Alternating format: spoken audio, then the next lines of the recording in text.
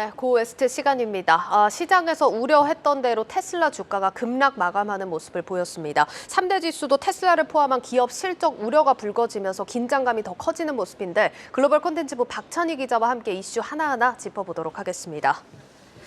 박 기자, 어제 저희가 고웨스트 하면서 테슬라 시간의 거래 주가도 보고 좀 우려를 했던 상황이었는데 오늘 정말 크게 내렸어요. 맞습니다. 아시겠지만 이 간밤 테슬라의 주가가 10% 가까이 급락하면서 162달러로 추락했는데요. 예. 한때 1조 달러 클럽에 들어섰던 이 테슬라의 시가총액이 5,100억 달러로 줄었고 순위는 메타에 밀려서 9위까지 떨어졌습니다. 테슬라 시가총액이 메타보다 낮아진 것은 지난 2021년 이후에 약 2년 만에 처음인데요. 네. 이날 주가가 급락한 것은 테슬라가 1분기 실망스러운 실적을 발표한 것도 모자라서 전날 스페이스X 우주선 발사도 실패로 돌아가면서 투자 심리가 꺾일 대로 꺾였기 때문입니다. 네. 제가 자료 그림을 준비해 왔는데 보시는 것처럼 처음에는 순조롭게 출발을 했습니다. 그렇게 발사하고 나서 직원들은 박수치고 환호하는 모습을 보였는데요. 네. 머스크 CEO는 잔뜩 긴장한 모습이 카메라에 잡히기도 했습니다. 계획대로라면 1단부인 슈퍼헤비를 떼어내고 2단부인 스타쉽 우주선이 홀로 고도 234km 상승한 뒤에 지구를 한 바퀴 돌고 하와이 근처 태평양에 떨어졌어야 했는데요. 그러나 예정된 총 비행 시간 90분 중에서 스타쉽이 실제로 비행한 것은 단 4분에 그쳤습니다. 1단부 로켓인 이 슈퍼헤비와 2단부 로켓인 스타쉽 우주선 분리 과정에서 문제가 발생한 건데요. 스타쉽은 기체에서 폭발이 발생한 뒤에 추락하는 모습을 보였습니다. 알겠습니다. 일단 시험 비행이었고 또 추후 발사 계획이 있다고 하니까 기대감을 완전히 꺾을 필요는 없겠지만 이런 것과 별개로 사실 또 천문학적인 자금이 투입이 된 만큼 테슬라도 사실 부담을 피할 수는 없겠어요. 맞습니다. 이 스페이스X가 이 머스크 CEO가 이끄는 우주 기업인 만큼 테슬라에도 악재로 작용한 모습이었습니다. 스페이스X가 이번 시험의 발사에 정확하게 쓴 비용은 아직 공개되지는 않았는데요. 네. 다만 피플월드지는 머스크 CEO가 과거 CNN 비즈니스와의 인터뷰에서 이번 프로젝트에 20억에서 30억 달러가 들어갔다라고 설명을 하면서 네. 이번 실패 이후 비용이 더 올라갈 수 있다라고 보도를 했습니다. 이게 우리 돈으로 하면 어느 정도 되는 규모인가요? 네, 우리 돈 2조 6,500억 원에 달하는 엄청난 거금인데요. 정말 엄청나긴 네, 하네요. 맞습니다. 근데 사실 실패를 하긴 했지만 머스크 CEO 트위터 보면은 뭐 졌지만 잘 싸웠다 이런 느낌으로 좀 포스팅이 올라와 있긴 하더라고요. 맞습니다. 이 트위터를 살펴보면 스페이스X 측은 성공적인 시험 비행이었다라고 자축을 했고 네. 머스크 CEO 같은 경우는 자신의 트위터에 스타쉽의 흥미진진한 시험 발사를 이끈 스페이스X 팀을 축하한다라면서 몇 달 뒤 다음 시험 발사를 위해서 많은 것을 배웠다라고 전했는데요. 그러나 일각에서는 이 시험 발사에 과도한 비용이 들어갔다라고 지적하기도 했습니다. 알겠습니다. 일단 괜찮다 이렇게 다독이긴 했지만 분위기가 좀 얼어붙고 있는 건 사실인 것 같습니다. 월가에서도 테슬라에 대해서 부정적인 의견이 지배적이더라고요. 맞습니다. 월가에서 테슬라를 담당하는 애널리스트 이 15명 이상이 테슬라에 대한 목표 주가를 하향 조정한 것으로 알려졌습니다. 네. 이 가운데 7명은 매도 의견까지 제시하기도 했는데요. JP모건은 테슬라에 대해서 대량으로 전기차를 생산해서 수익을 끌어올리려 한다면서 목표가를 115달러로 낮춰 잡았고 예. 투자 의견도 사실상 매도에 해당하는 이 비중 축소를 제시하기도 했습니다. 테슬라의 공격적인 가격 인하에 대해서 웰스파고는 장기적으로 브랜드 가치가 훼손될 수 있다면서 목표 주가를 190달러에서 170달러로 내렸고 또 오펜하이머는 시장 점유율 상승으로 점차 이익을 늘릴 수는 있겠지만 단기적으로는 영업마직 둔화로 투자자들이 불이익을 받을 것이다라고 평가를 했습니다. 이 밖에 위조증권이 250달러에서 230달러로, 웨드부시가 225달러에서 215달러로 낮추는 등 테슬라를 바라보는 월가의 시선에 좀 부정적으로 변화가 나타나고 있습니다. 네, 지금 뭐 보시고 있지만 대부분 한 10달러에서 20달러 정도씩 목표가를 좀 내려잡은 모습입니다.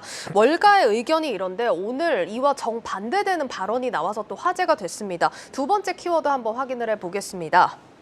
자, 두 번째 키워드, 네. 돈나무 언니 캐시우드입니다. 캐시우드가 2,000슬라 간다 이렇게 발언을 했어요. 사실 지금 상황에서 1,000슬라를 얘기해도 사실 뭐 갸우뚱할 것 같은데 2,000슬라가 나왔네요. 맞습니다. 2021년 테슬라 주가가 한창 고공행진할 때 나왔던 단어가 있었죠. 방금 말씀해주신 1,000슬라인데요. 당시 테슬라 주주들이 주가가 1,000달러를 돌파하기를 기원하면서 만든 신조어였습니다. 실제로 테슬라 주가는 액면 분할하기 전인 지난 2021년 11월에 1,243달러까지 치솟기도 했습니다. 그런데 이 단어가 오늘 또 한 번 등장을 했습니다. 심지어 2배 넘게 등장을 한 건데요. 네. 테슬라 강세론자로 잘 알려진 돈나무 언니, 이 캐시우드 아크 인베스트먼트 CEO가 테슬라에 대해서 긍정적인 전망과 함께 목표 주가로 2,000슬라를 제시한 겁니다. 이는 전날 종가 대비 1,100%, 즉 12배의 상승 여력이 있다는 그런 뜻입니다. 인터뷰 보면은 1,400달러는 뭐 당연히 넘을 거다 이렇게 좀 얘기를 네. 하던데 아무리 캐시우드라도 좀 멀리 간 거 아닌가 싶기도 하고 네. 어쨌든 이렇게 보는 근거가 있겠죠. 맞습니다. 우드 CEO는 테슬라가 전기차 판매량 증가와 로보택시 열풍에 힘입어서 주가가 2027년 한 4년 뒤인데요. 2027년에 $2,000까지 오를 수 있다라고 내다봤습니다. 우드 CEO가 직전에 제시했던 목표 주가는 2026년 $1,500였는데 기간을 1년 늘리면서 목표 주가도 함께 높인 겁니다. 예. 우드 CEO는 전기차 가격 인하에 대해서 장기적으로 전기차 판매량 급증으로 이어질 것이다라고 분석을 했는데요. 지난해 130만 대에 그쳤던 전기차 판매량이 2027년엔 2,070만 대까지 늘어날 것이다라고 전망을 했습니다. 또한 테슬라가 추진하고 있는 로보택시 사업이 이르면 올해 4분기에 출시될 것으로 예상이 되는데 향후 로보택시 사업 실적과 전기차 판매 실적이 합쳐져서 영업 마진율은 52%까지 늘어날 것이다라고 덧붙였습니다.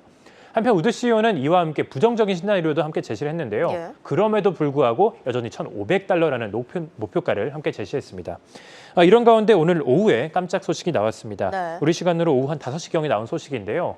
최근까지만 해도 공격적인 가격 인하 조치를 펼쳤던 테슬라가 홈페이지를 통해서 모델 S와 X의 미국 내 판매 가격을 인상한다라고 밝힌 겁니다.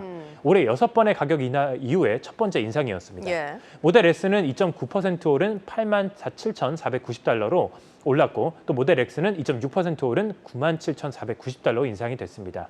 일각에서는 월가에서 잇따른 부정적인 의견이 내렸자 테슬라 측이 급한 불극에 나선 것이다라고 해석을 했습니다. 알겠습니다. 자, 테슬라 얘기 여기까지 좀 정리를 해보도록 하겠습니다. 마지막 키워드도 한번 확인을 해볼 텐데 가상화폐 관련 소식입니다. 마지막 키워드는 미카가 뭐길래 코인 투자자 울상입니다. 네. 유럽연합이 가상화폐 규제 법안을 통과시켰죠. 맞습니다. 현지 시간 20일 유럽의회가 이 표결을 통해서 가상화폐 시장 규제 패키지인 미카를 통과시켰습니다.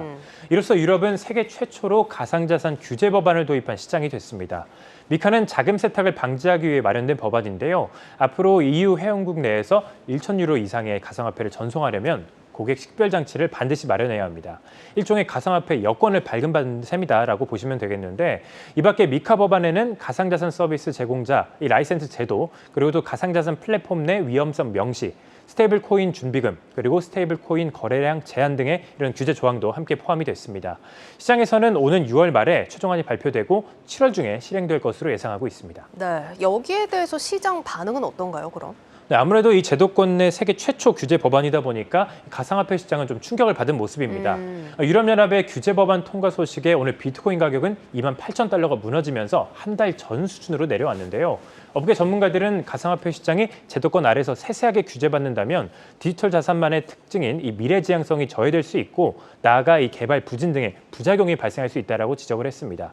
다만 일각에서는 세계 최대 시장 중 하나인 유럽이 가상화폐를 인정했기 때문에 이번 규제 법안이 향후 가상화폐 시장 성장의 초석이 될 것이다라는 긍정적인 평가가 함께 나오기도 했습니다. 알겠습니다. 자, 우리는 내일 주말에 들어가지만 오늘 밤 뉴욕 증시는 개장을 합니다. 옵션 만기일이라서 일단 수급적인 부분에서 변동성이 예상되기도 하고 프록터 앤 갬블 실적도 나옵니다. 미국의 소비 상황을 가늠할 수 있는 또 실적인 만큼 잘 챙겨보셔야겠습니다. 글로벌 콘텐츠부 박찬희 기자였습니다.